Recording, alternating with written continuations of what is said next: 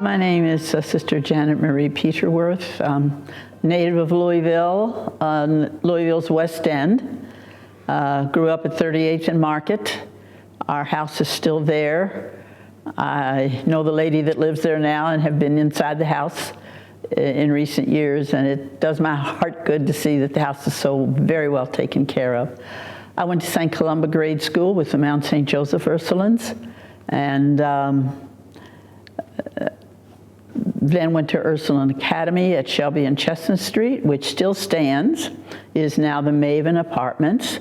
And the company that has redone the convent, the school, and the chapel, I think have done an excellent job in repurposing that building for apartments. Those apartments now are being marketed mostly toward the medical students because U of L's medical school is coming right on up Chestnut Street.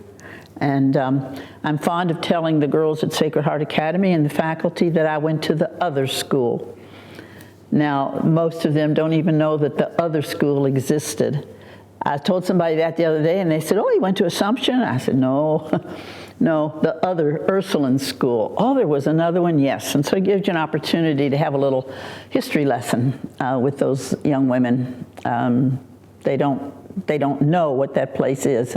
And it's been closed a long time now, and the alums of that facility are gradually aging out, but it's still standing since, well, the chapel, since about 1860, 61, when the sisters first came here. So anyway, that's where I went to high school. Went to Ursuline College here on this campus from which I am speaking, the one on Lexington Road. Ursuline College has a very interesting history. It was a small women's college. It educated many of my generation, not only Ursuline sisters, but as well as other congregations here in Louisville who went to summer school here, most of whom were going to be teachers. And so the education department was very strong. And so we really did have many different congregations who came here. We also had sisters from other congregations who came here to school during the year. We had some sisters from South America, two Dominican sisters that I knew personally and remember, and then three sisters from Belleville, Illinois, which was another Ursuline group. They were very small, very poor. We had tuition to educate them, and so that was a very important service, I think, that Ursuline College did. Then, of course, in 1968, Ursuline College and Bellarmine College came together in a merger. Both of those colleges, along with Spalding at the time, were at a point where they knew they needed to do something. Spalding was bringing Nazareth College in from Bardstown to here, closing that out and bringing it into Spalding. Bellarmine was all male and didn't have a whole lot of future financially, and it didn't have a lot of offerings. And then Ursuline was all female, and I guess we couldn't make it either financially, and our offerings were somewhat limited. But together, when those schools merged, even though there were some difficult times in working out the details of that merger, when that merger happened, it made Bellarmine into the university that it is today, because they took our education department, which was very strong, and they took some of our science, particularly the med tech program, and now they have a good program for nursing, one of the best in this region. So both small colleges brought an offering, and we became a better college. And now, just recently, we celebrated the 50th anniversary of that merger. It was a year-long celebration, and it was a very joyous occasion. And I think that Bellarmine has come to, even though they did not keep our name, for the first few years it was Bellarmine Ursuline. And then that got to be too cumbersome, and so our name got dropped. Bellarmine's name persisted. However, our laurel tree, which is off of our coat of arms, is on Bellarmine's coat of arms. So there have been back and forth things all through those years. So anyway, that's a long way of saying I went to Ursuline College.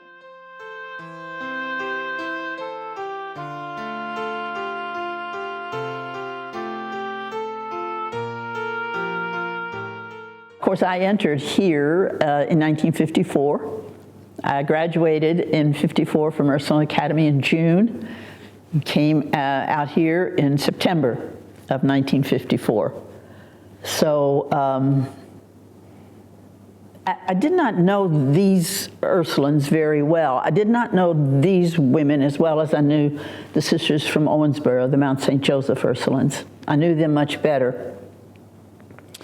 But when I came to high school at Ursuline Academy, I was particularly impressed with one sister. Her name was Sister Benedicta, and she died very, very young. I think she was only about 48, maybe 50 when she died.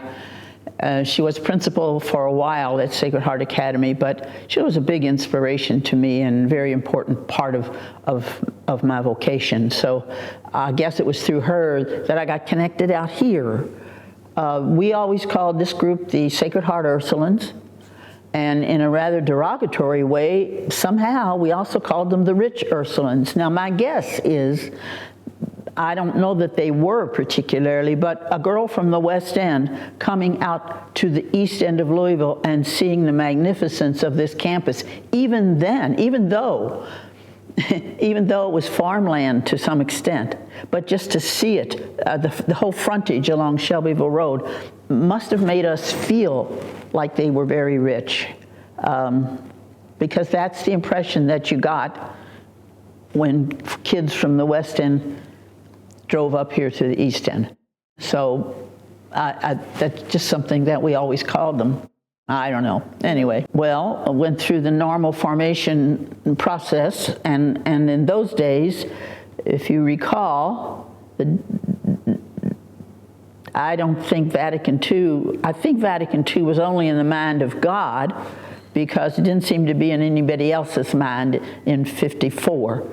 And so the novitiate that we went into was a fairly strict, total institution kind of situation.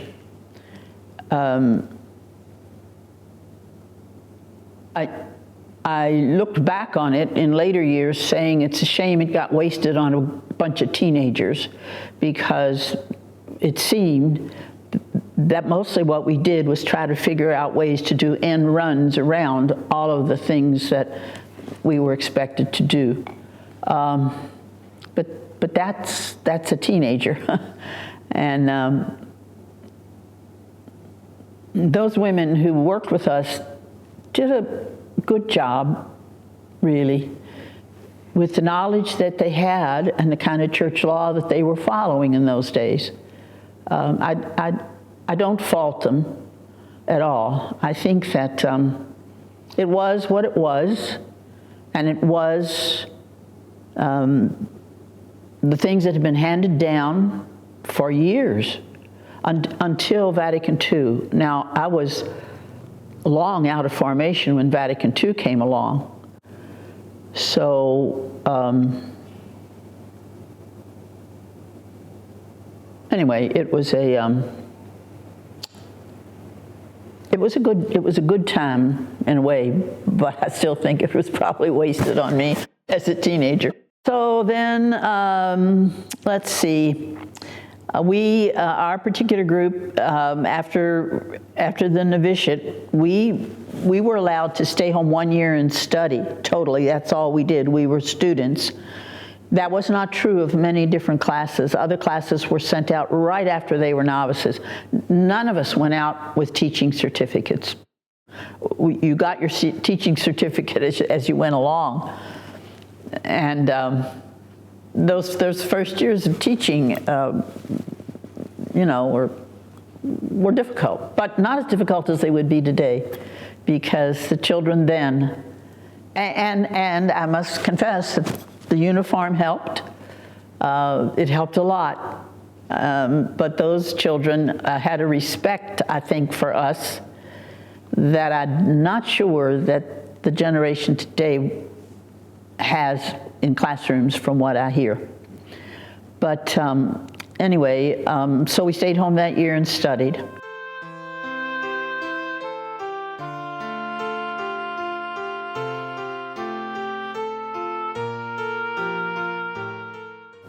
And then in 1958, I was assigned to Our Lady of Lourdes up the street here. Was my first teaching assignment. I was only there 1 year. Well, it's interesting. I didn't mention that I was the oldest of 2 girls, and we were very far apart in age. And I was teaching 6th grade the year she went into 6th grade. So that was kind of an interesting thing that we've looked back on and had a little laugh about. So anyway, I started at Our Lady of Lourdes at 6th grade, and then I was sent. In those days, we were sent. We didn't have much say, if any, over where we went. At the end of each school year, you received a piece of paper. Usually, they all came in one envelope to the house, to the convent where you were living. And in that envelope, on that little slip of paper, was where you were going to be for the next year.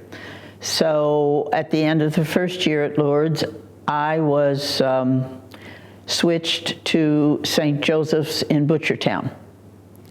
And my second year teaching was a very interesting year, because I don't know whether it was a budget thing or exactly what it was, but they split the 6th grade.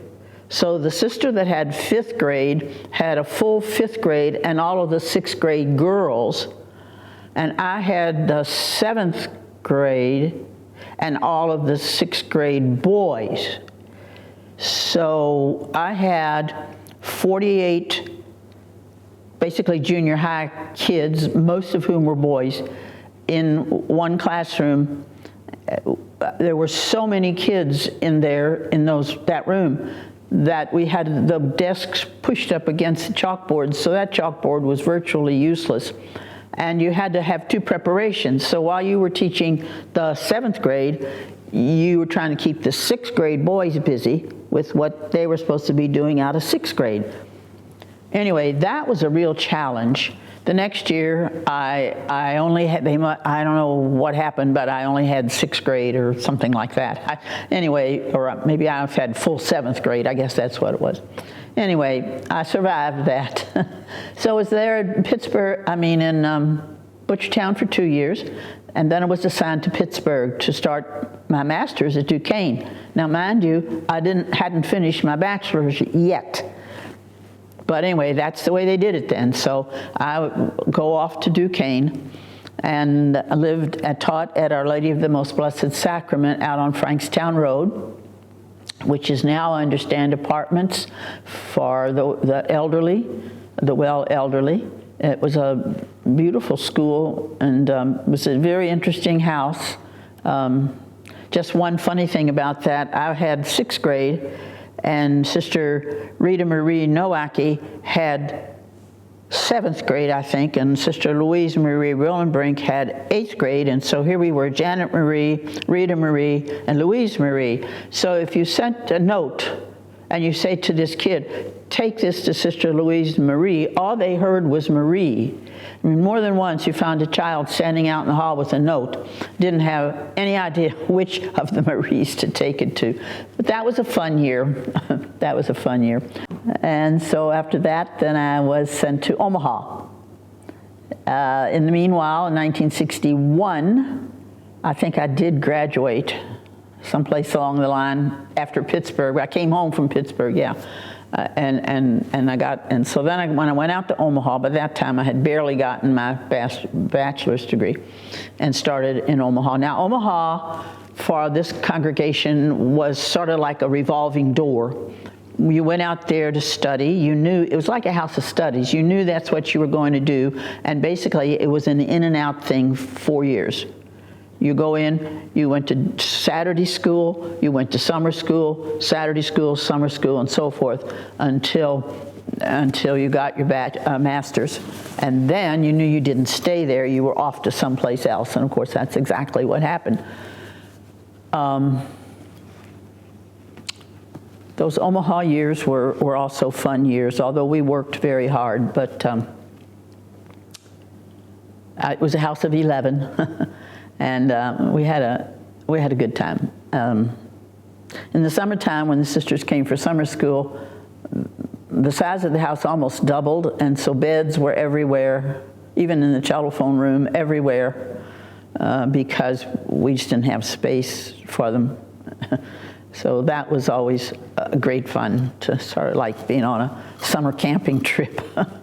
But okay, so then I got my degree in English, my master's in English, with a minor in speech and drama, and thought I was destined for grade school because I never ever wanted to teach high school. And don't you know, as soon as I got my master's, I was sent to high school.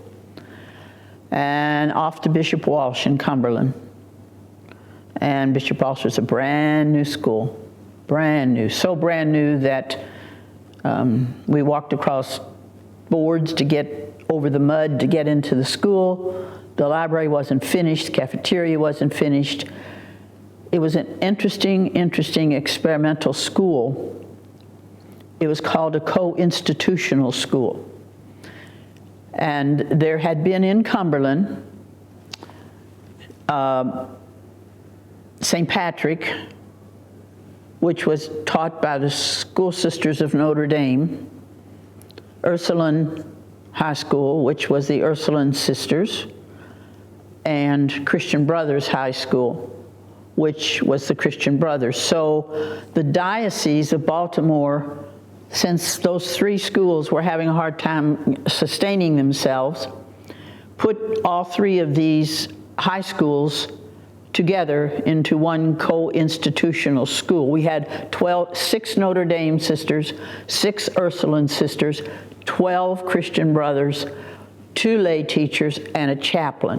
The lay teachers were both phys ed teachers, and Father Burns was the diocesan priest that was assigned as the chaplain there. The 2 convents were down in Cumberland proper. The diocese gave us a station wagon to go back and forth, and same way with the Notre Dames, but they built the house for the Christian Brothers up on the hill right next to the school. It was a beautiful house. So anyway, that was what it was. And the co-institutional school meant that all the girls were in girl homerooms, all the boys were in boy homerooms, all the boys are with Christian Brothers, all the girls are with either the Notre Dames or the Ursulines. The only time the kids came together was in the library or the cafeteria. Even the gym was big enough, and they had one of these motorized curtains, and so they could split the gym, and the girls could have their phys ed on one side and the boys could have their phys ed on the other side. It was very interesting, and I do say experiment because, didn't really last very long. They could not sustain it. It wasn't long that they didn't realize that the advanced placement, they had too many students that really deserved to be in the advanced placement, and they just did not have the teachers and the hours in the day to do it. So the first thing I can remember them putting together was the advanced placement math class. And Brother Augustine taught the advanced placement math class. It was the first time he'd ever taught girls, and he was so nervous. And he was in the faculty lounge, and he'd say, oh, what am I going to do? What am I going to do if they cry? What am I going to do? And he's pacing, and so we said, just let them cry, brother. You know, it's like, I don't know, what are you going to do if they cry? Let them cry. So anyway, that was a very interesting year, and we had a lot of nice times together with the various faculty parties and things that year. That was an interesting experiment.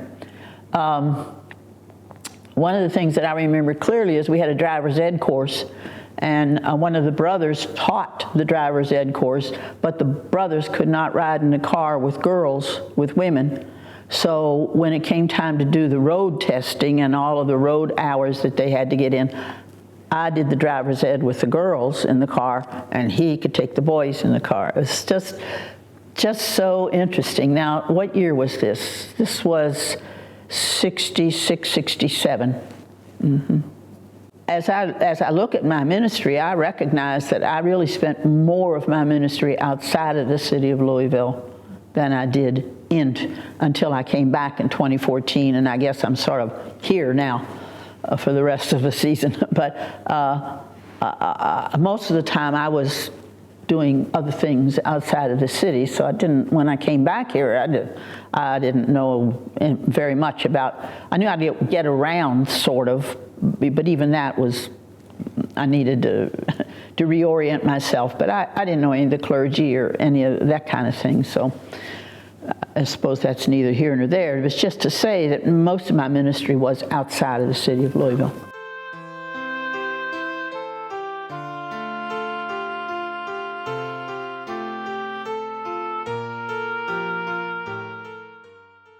Post-Vatican II, in the sense, I think the Vatican II actually closed in 65. But the rumbles of it and any way that it was really going to impact, I think, our theology hadn't quite trickled down. We knew the documents, because I remember getting the documents in Omaha, because we had a couple of people who came to help us with liturgy. And that was something of Vatican II. So I say, yes, it is post-Vatican II, but we were still in full, the third version of the full habit by that time in Bishop Walsh.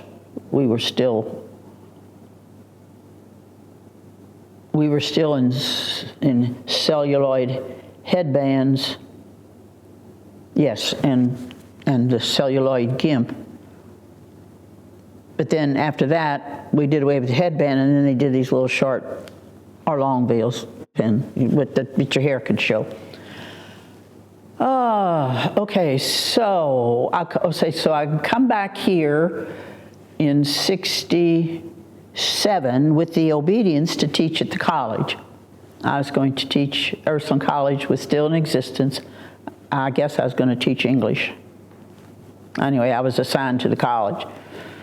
And but that never happened, because when we got those obediences usually in May or June, by early July, I got a call from Sister Marissi that Mother Agnes Marie wanted to see me. And when I came, she asked me if I would be what we called then the Director of Education. Now, the Director of Education was an automatic appointment to the General Council at that time. In those days, the General Council was 7. It was 4 elected and 2 ex officio and 1 appointed. So the Director of Education was the ex officio, and the Director of Novices was the other ex officio. The one appointed was appointed from the Sisters at Large, from the community at large, and that person represented a kind of, I guess, the bulk of the congregation. They were not elected. Our superior, our assistant, what we called the zealotrix, the Mother Zealotrix, was the woman in charge of our zeal, meaning she worked with all the retreats, made sure everybody got on a retreat, had the retreat masters, made sure everybody, you had a prayer schedule, made sure you knew which were holy days, and all of that. That was her role. She was the woman that looked after our zeal. And then the treasurer was an elected a position. So those were the 4 elected. So that was an interesting experience. I was 8 or 9 years teaching. Now all of a sudden the director of education is the one that sits with the superior and says, I think sister should go here. Fathers ask for this sister here. I think this sister should go here. This sister needs to go off to study here. It was a very interesting role for a very young person. But I did it, and I stayed on then after the election of 1968. That's when we went to a 5-member general council, all of whom were elected. And so we had a president and 4 counselors. I don't know if we called her president then, but maybe we did. I think we did. President and 4 counselors, which is what we have now. And then the director of ministry and all of the other directors' areas reported to usually the vice president. So anyway, I stayed in that position. I enjoyed it. I traveled, I visited all of our houses, went to all out west, Sydney, North Platte, Omaha, down south to Mississippi, South Carolina. I was able to, it helped me to know a lot of people, and I think that was an advantage that I had over my peers. I really got to know the congregation, and in those days it was 500 and some odd of us. So it was a very privileged time for me.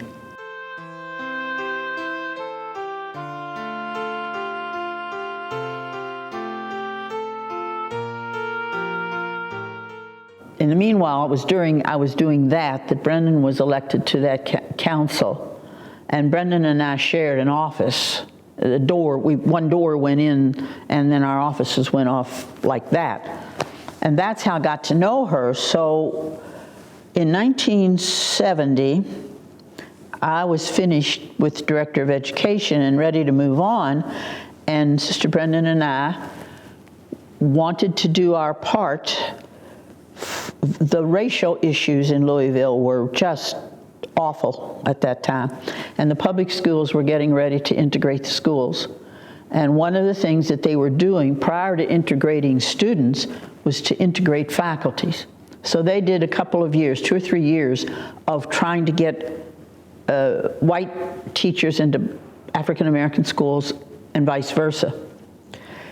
So we wanted to do our part, so we went down to the public school office and said, we would like to be hired and we would like to be assigned to African American schools. Well, I don't think it took them 2 minutes to say, you're hired. It was a very quick hire. Anyway, she went to Russell Junior High, and she'd never taught junior high kids. And I went to Central. And Central was about 1,500 black kids, 40 or 50, maybe even 60 teachers, 14 of whom were white. That was a very interesting, eye-opening educational experience for me. It was a culture that I did not know, and it helped me to learn a whole different set of relationships and the way people related to one another. And I had juniors. I had a junior homeroom, and I taught junior English. And I had kids that couldn't read. I was teaching Emily Dickinson and things like that to these black kids. Anyway, it just didn't seem like it fit. The curriculum just didn't seem like it fit. Neither did I feel like I fit. I felt like I did not do my best work there. I felt like I always felt, and then we were at the peak of a lot of the Black Power issues. This was 71. Martin Luther King hadn't been killed very long. The Black Panther movement was very dominant. The Black Power salute was becoming dominant. There were just a lot of things, and I must confess, it's the first time I was ever in a school where there were always armed policemen in the school. We taught behind locked doors because if you left your door open, you never knew who would come in and what they wanted. I don't have time to go into all these stories. I guess all this is just simply to say that I just was not able to do the best work for those students and for what was going on inside me. So I didn't stay more than 1 year there.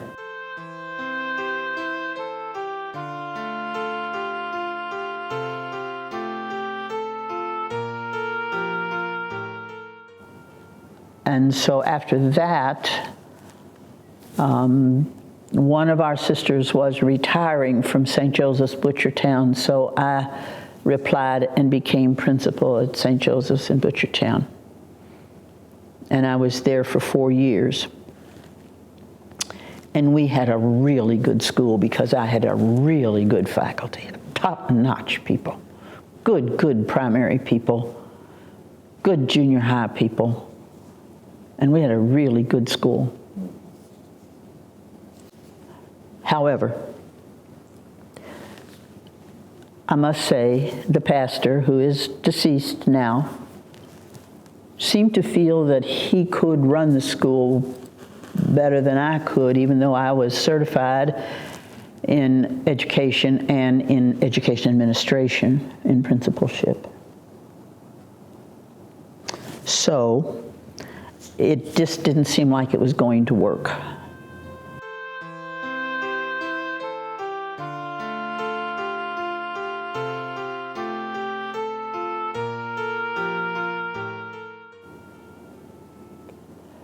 And that summer of 75 was my first time in West Virginia. And I went there in the summer of 75 with several other sisters to do a census for Sister Tekla Shiel, who was the principal then and who was just beginning Christian Help in Morgantown.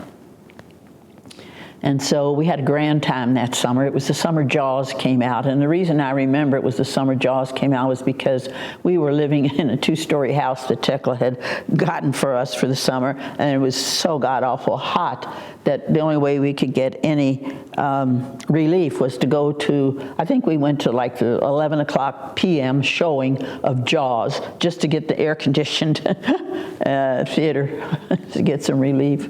But anyway, so then I stayed on in 75 at St. Teresa Little Flower on University Boulevard as pastoral associate with Father Bandiera.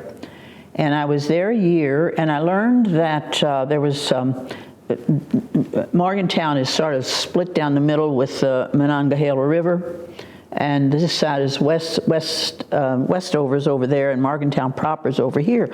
But people were coming from Westover over to Morgantown to Mass, which isn't hard. I mean, it was not a big journey, but I had heard that there was interest. The bishop had property over there, and he was interested in starting a parish. So I did a proposal that I sent to Bishop Hodges, asking him if he would test whether or not unordained ministers could begin a parish and run a parish in Westover. And he said yes. And so he got us a house. And Sister Jean Marie Hedinger and I were kind of friends. And so I got in touch with Jeannie and I said, how would you like to come to Morgantown? How would you like to work there in Westover? And we'll do this parish. She would love to. So she came. He sent us to Notre Dame that summer for a pastoral ministry summer of education. And when we came back, he had found a house for us right near where this church was going to be built. And that was really, really nice. The two of us lived in that nice little house and really got the people of Westover to begin to see themselves as a community. We worshiped in the community hall, really, in that little town. And there was an associate pastor who came over from across the river and for Mass, but we did everything else. All the other things were we started a women's group, and we did all kinds of things.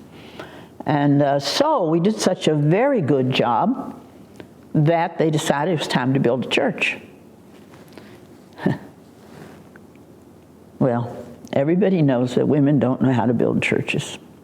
So the bishop decided that he would appoint the assistant pastor from across the river, who would now have a residence over here in what was our house. And of course, what did that mean for us? Well, sisters, thank you very much. You did a really good job, but so that was really hard. And we were both pretty upset.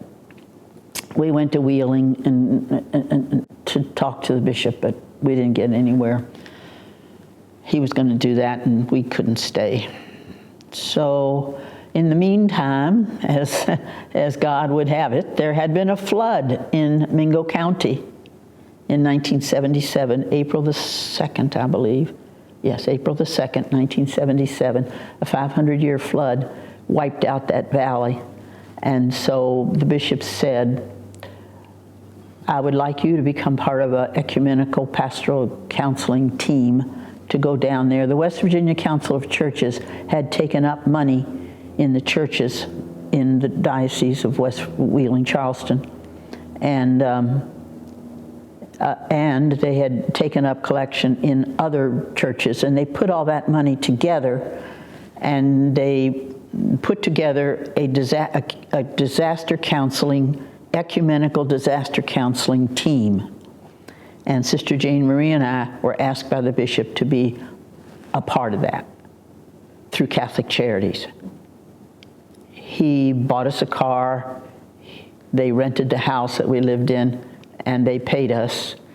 And there was a Presbyterian seminarian, a Methodist minister who was the supervisor, another Methodist minister, and Jean Marie and myself, 5 of us.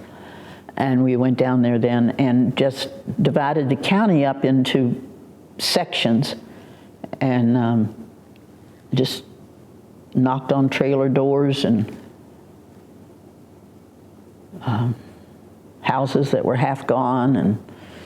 And all you have to say when you're doing that kind of disaster counseling is, how are you? And you hear the whole story of the flood again and again and again. So that was my first going into West Virginia in 75.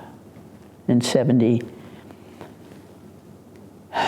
Then it was down there that I broke my leg, and they brought me back to Louisville, and I was one of the first patients to come to the brand newly remodeled Marian home. And so I was there until after the Great Blizzard of 1978, and then went back to Mingo County and finished up down there, and decided that I really needed more. I needed more training in disaster counseling. So I asked for a year off, a sabbatical, and I went to Seattle University to their pastoral ministry program.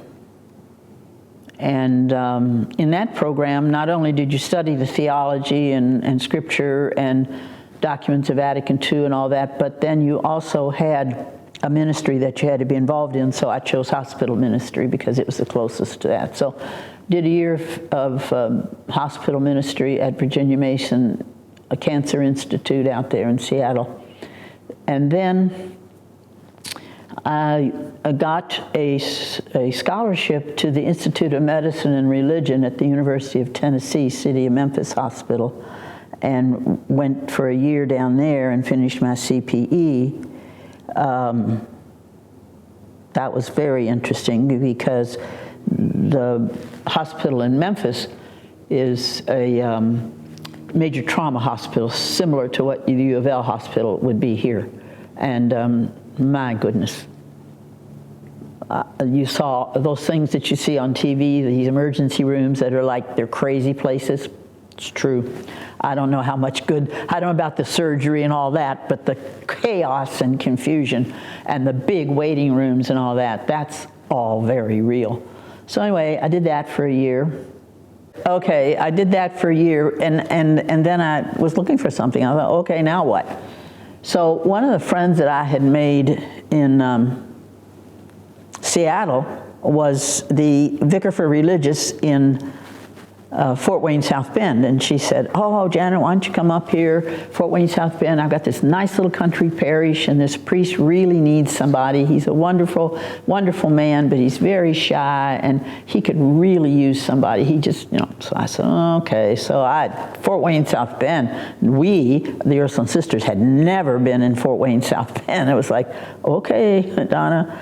So anyway, I went up and I interviewed with this priest, and I did in fact like him, so I said, oh well, okay. So the community said, okay. So off I go to northern Indiana. Now Columbia City, Indiana is on Highway 30 between, Fort Wayne is over here and South Bend is over here, Notre Dame, South Bend. So Highway 30 connects them. Columbia City is not quite half, it's a little closer to Fort Wayne, but pretty much halfway between those two places.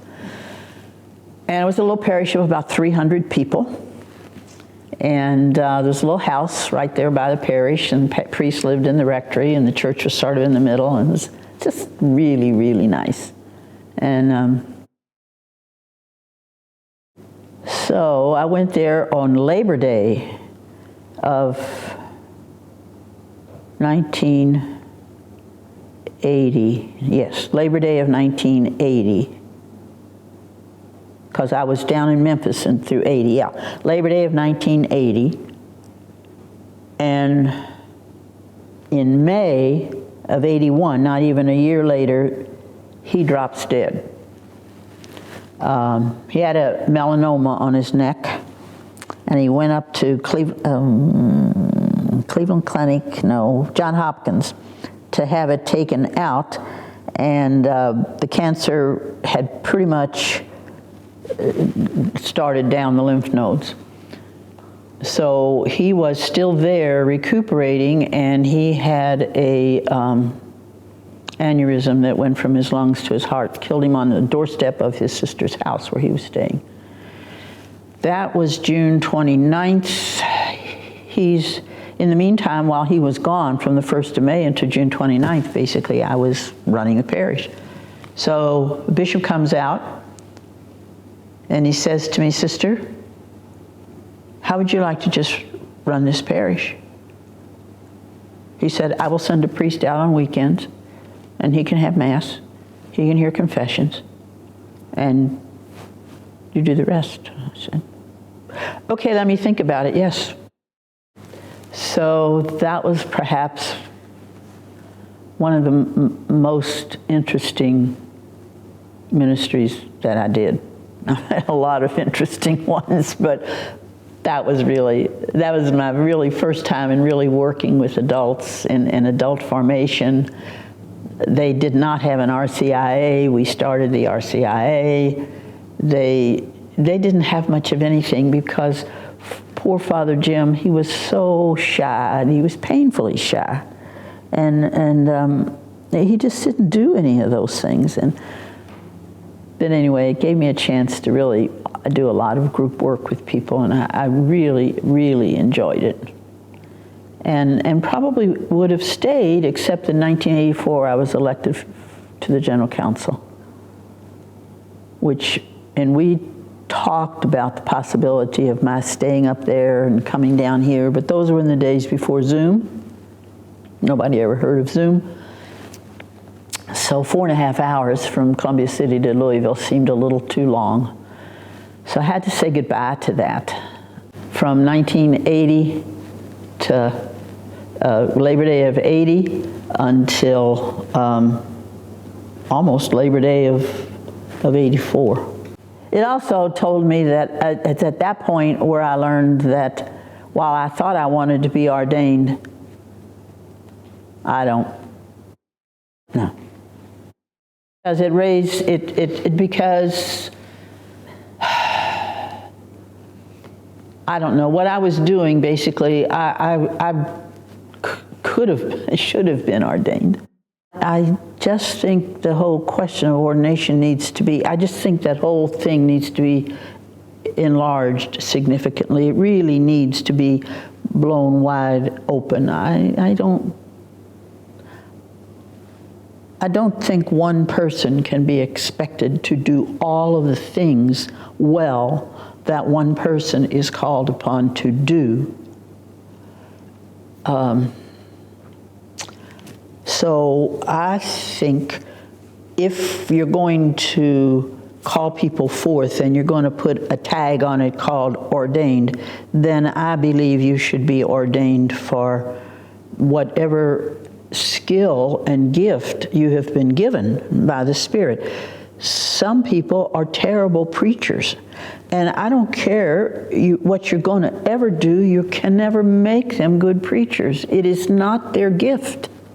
Some people are terrible at the bedside, and no matter what you're going to do, they aren't going to be good at the bedside. But there are people in all of these Christian communities that do have those skills.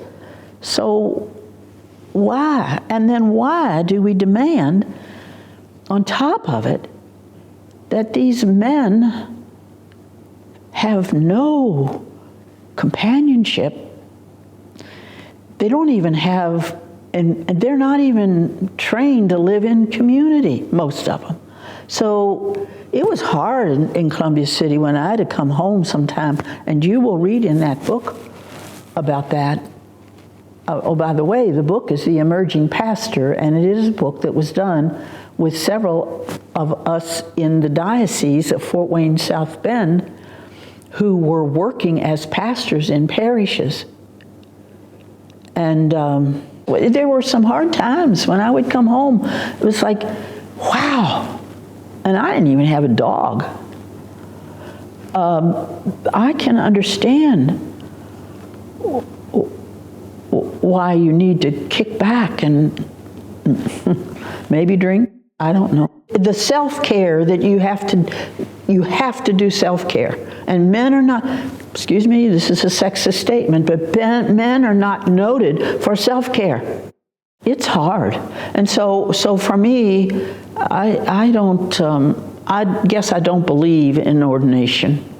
And God knows I don't believe that you're ontologically different, as Thomas Aquinas or Augustine or some of those people would have you believe. If nothing else comes out of the Synod, please let something like that come out of the Synod. Otherwise, and I still have dear friends, and we had 5 associates up there. Now three of them are dead, and I still have 2 associates up in Columbia City. Still have some people. Most of the people in the parish that I really knew are either, most of them are deceased, but there are still some families, some young families. It's a farming community. I didn't know anything about farming, but I learned a lot about farming there. I can look at a field and tell you there are soybeans growing there, but I wouldn't have been able to do that before then. I really did learn a lot about farming, and so from 84 then to 92, I was here in Louisville on the council. 84 to 88 with Sister Angelise. 88 to 92 with Sister Rosella. 92, I took a sabbatical and did 3 important things. The first, I went to Washington, D.C. and worked as an intern for the Campaign for Human Development for several months, from September through January.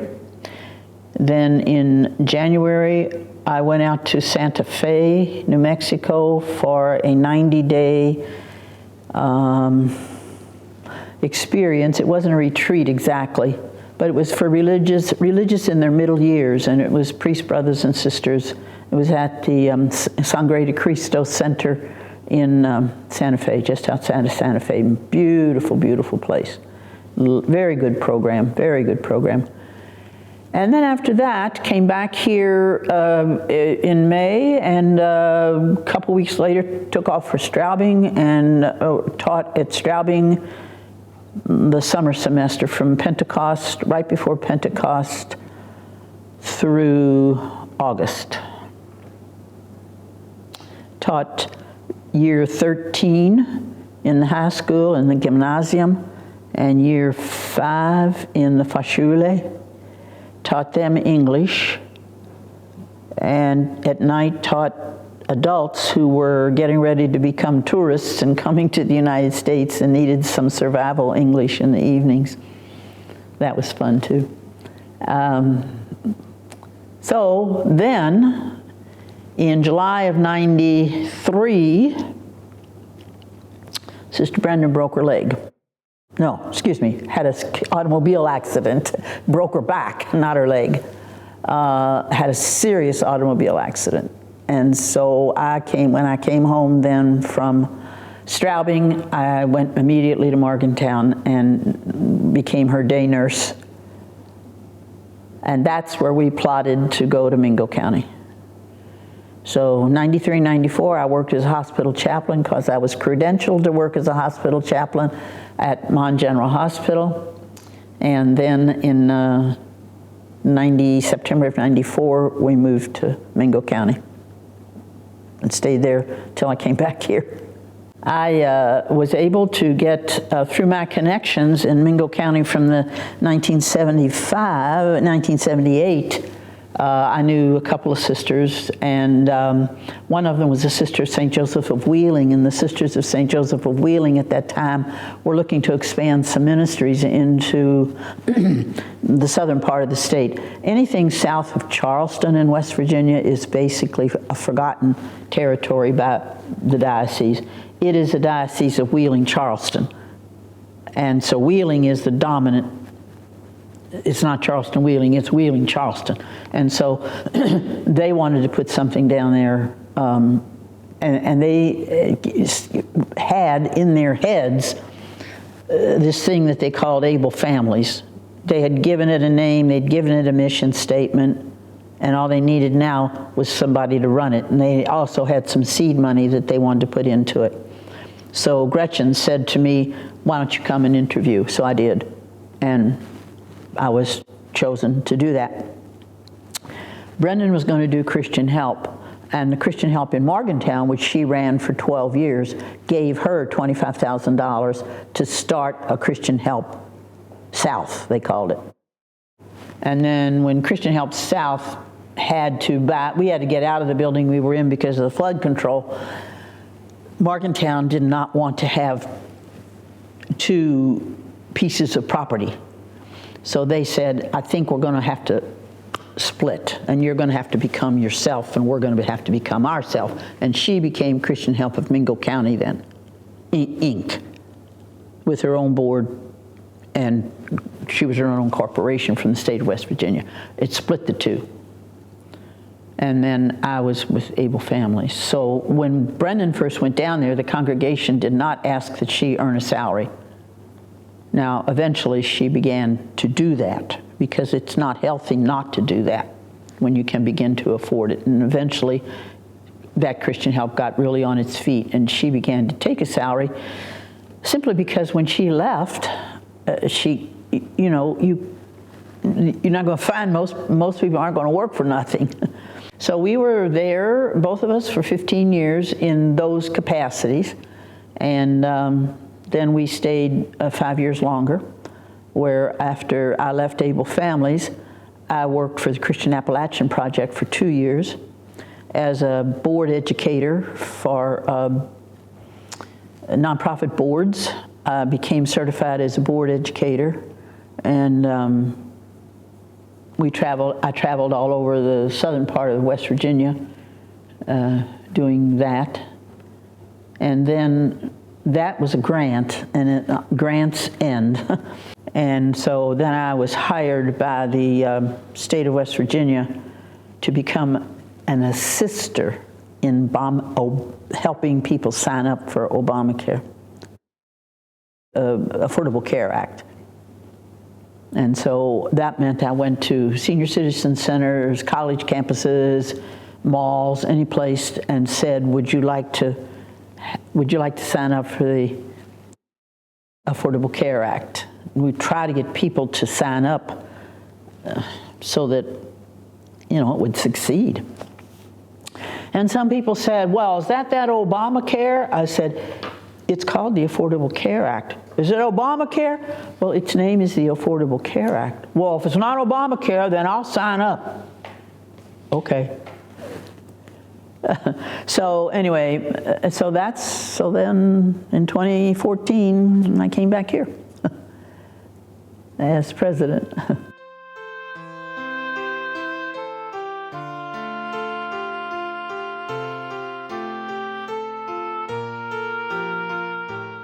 I enjoyed my time as, this last time on the council, I enjoyed my time as president.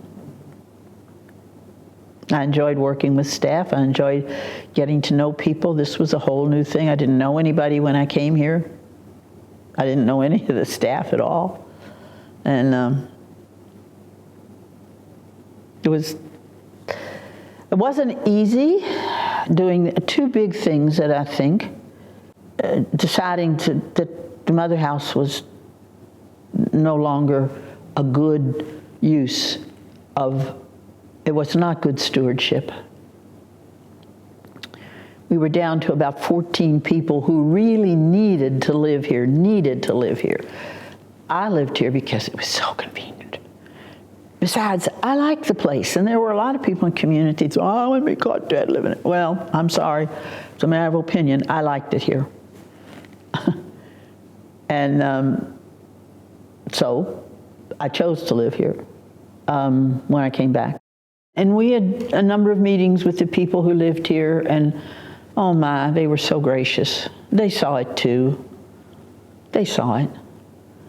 And then when we started going around and trying to find assisted living facilities where people who no longer could cook for themselves or clean for themselves and do the things that they needed to take care of themselves. When we went around looking, we eventually, we told the sisters we were doing it. They knew.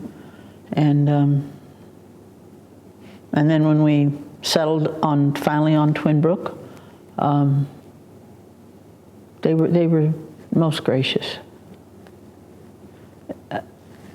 So that part was pretty easy. Now, some of the people who didn't live here didn't like it too much, but that was done, okay? And then we moved, before we did that, though, we moved over from Brescia.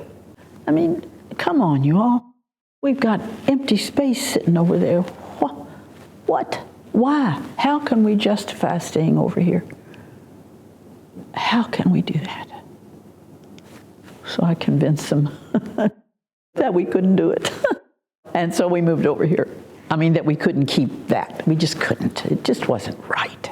So we made that move, came over here. This didn't cost anything. A couple of coats of paint. All the desks came, everything else came over. And there we are. It's pretty, nice, convenient. It's okay. It speaks more to us than that. I call that the Taj Mahal. I said, I'm not going to stay here. It's the Taj Mahal. So anyway, Then we closed this. I was sitting here thinking at the funeral the other day of all the things that in here that this room has seen over my years. I remember coming in here the very first time when we were postulants. We were not allowed in here as candidates, but once you became a postulant, you then became sort of a member of the community. And they brought us over here. It's New Year's Day, January 1st, we always became a postulant. And they brought us over here. It was the first time we could be in this room. Always called the community room. And with big, long tables, and people had on their shelves their number, and you could keep your school books or your embroidery or whatever it was you wanted to keep down here, so you didn't have to run up all the steps, because, you know, at first we didn't have these elevators. These elevators were not part of this.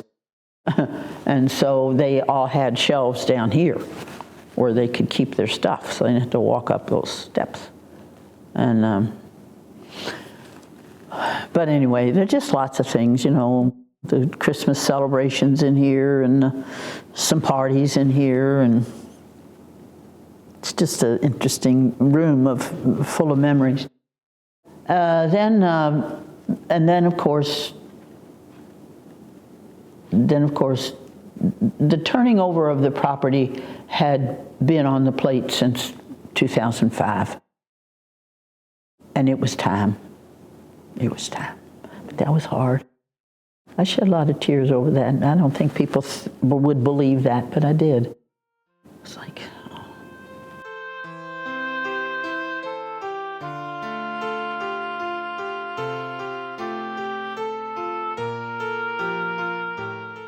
Well, let me say, first of all, that in our formation, there was nothing about Angela. We never even talked about her as such. It was mostly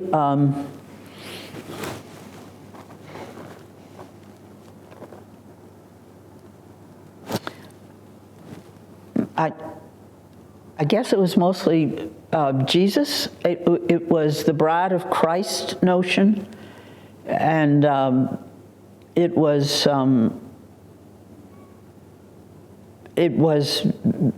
being apart from the world.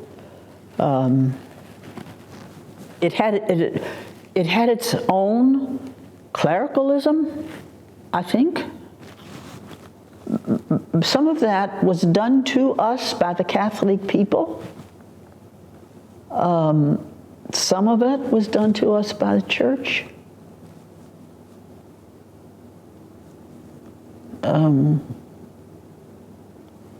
So, Angela, it wasn't until after Vatican II that we even began talking about things, because in the Vatican II documents there is a definite direction set to go back to the spirit of your founders and foundresses. There is actually a line in I should be able to quote it, which book it is, but in one of the Vatican documents, clearly it says that you should go back to the spirit of your foundress. Well, then we had to begin figuring out, well, what in the world was that? Who is this person? What did she say? And then we began gradually learning of her writings, learning of her gifts.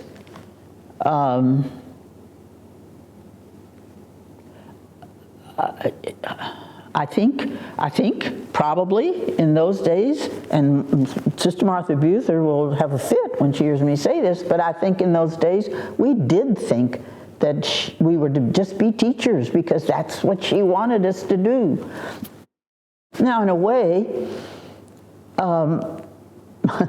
she was a teacher, but she was a teacher by the way she lived and by the needs that she met.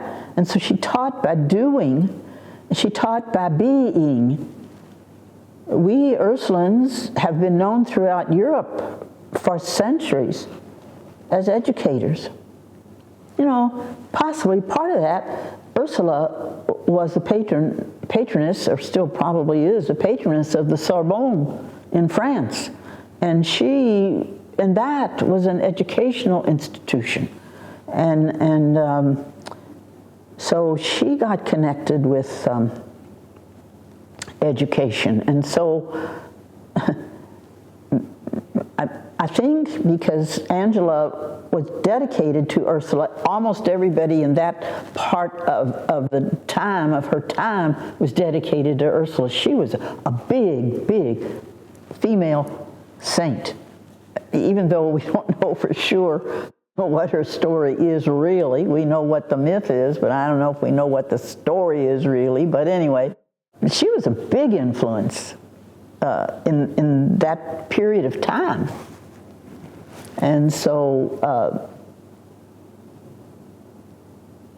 Angela did not, in her humility, want her company, her sisters, her women, to be named after her, though there are still some that call themselves the Daughters of Angela, and they're very active still in Brescia and in places in Italy. But so I think that's how we got connected sort of with education, because of Ursula. But, I also think Angela taught these young women, many of whom could have been indentured servants. They were little girls who lived in homes and places, and in her rule she speaks of, be careful, don't let these people take advantage of these daughters, these girls. The rule, some of the rule is really written for them. But how did I do it?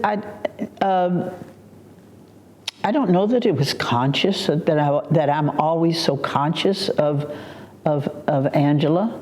I think I am conscious of the two parts of the charism, the prayer and service, and that the prayer piece was instilled in us from early on, and then later, when we began to step out of the classrooms, I don't know if we saw, I think in a way we saw teaching as service, but I don't know that we ever called it that exactly. I think now we do. So it's the prayer, it's the service that grows out of prayer. So that's why that charism, as it's a contemplative, loving God, resulting in an openness and eager to serve the needs of others. And I've been pretty eager to serve it in all kind of ways, I must say.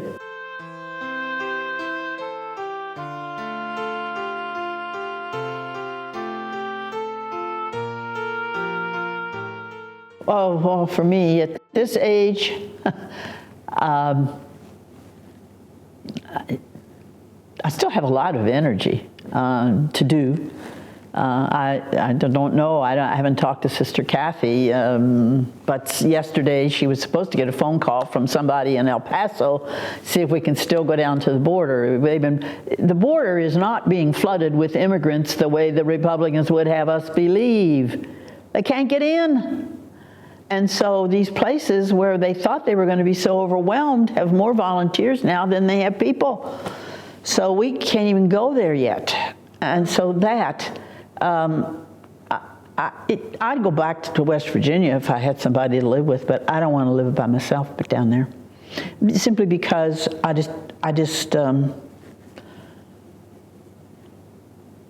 have to be a little prudent, I think.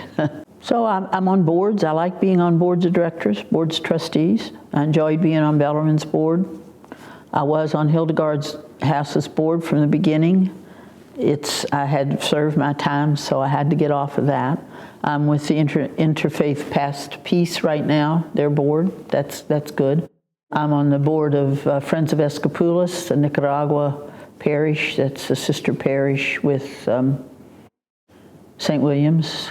I'm a member of JASMER, the John A. Shepherd Memorial Ecological Reservation, which is about 400 and some odd acres of land in Mingo County that was set aside so that it cannot ever be strip mined.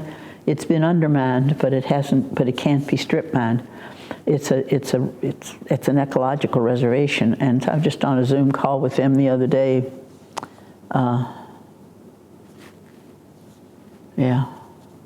I was with Encore program, which is for retired executives to mentor usually it's a team of people who mentor a nonprofit and help them with mostly board issues. But it actually got myself a little bit too involved, and I thought I was going to the border, so I didn't stay with that. I did it for 2 years. Yeah, 2 years. And I couldn't keep up with it. I was missing meetings and everything, and that's terrible when you say you're going to do it, you can't. I preach. In fact, I'm getting ready. I have to preach the March 5th Transfiguration. So what else is left? Well, I like to write. I'm working on an article right now on unions in the Catholic tradition, because the church has, since Pope Leo XIII, has always favored unions. And I see the unionization of places like Starbucks and Amazon and some of the other places that are attempting to unionize so that the workers will be heard. I saw that so important in the coal fields. So I hope I send it to Global Sisters when I get it finished. Because I think it's an important thing we need to think about. And people say, would you do it? I'd do it again. I'd do it again, because it has been indeed a wild and crazy ride for me.